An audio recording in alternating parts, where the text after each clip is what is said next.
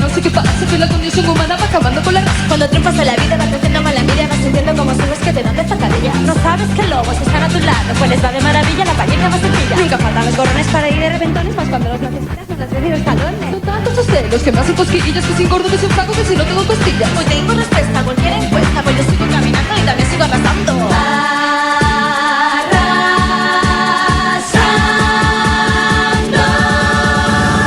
Arrasando con la vida, cosechando la alegría. No hay obstáculo que me impida disfrutar un nuevo día. Arrasando con lo bueno, desechando todo lo malo. No hay oscuridad que cubra esta luz que me deslumbra.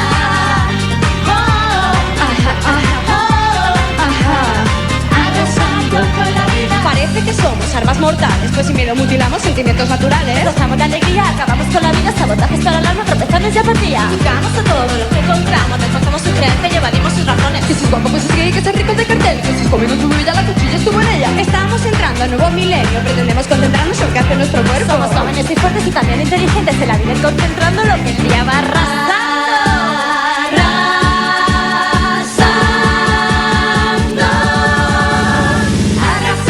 Con la vida, cosechando la alegría. No hay obstáculo que me impida disfrutar un nuevo día. Arrasando con lo bueno, desechando todo lo malo. No hay oscuridad que cubra esta luz que me deslumbra.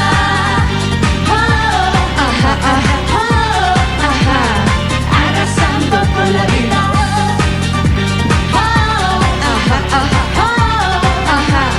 Arrasando con la vida.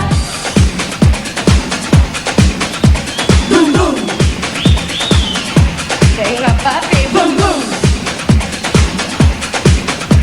Boom, boom. Mirando hacia atrás se aprende el legado de personas que han dejado una huella en el pasado. Es Da Vinci, Neruda, la Malinche, los aztecas, los toltecas, también los zapotecas. Japón conocido como estratega, Cleopatra no le importa ni el amor la entrega. Gandhi, Lutero, Madre Teresa, aunque pasen muchos años Aurora de su entereza. Indiana, princesa de corazón, es una Eva que pecado, no sale con sus opciones. Luther King, Malcolm X, personajes de la fe que la historia va dejando para que sigan arrasando.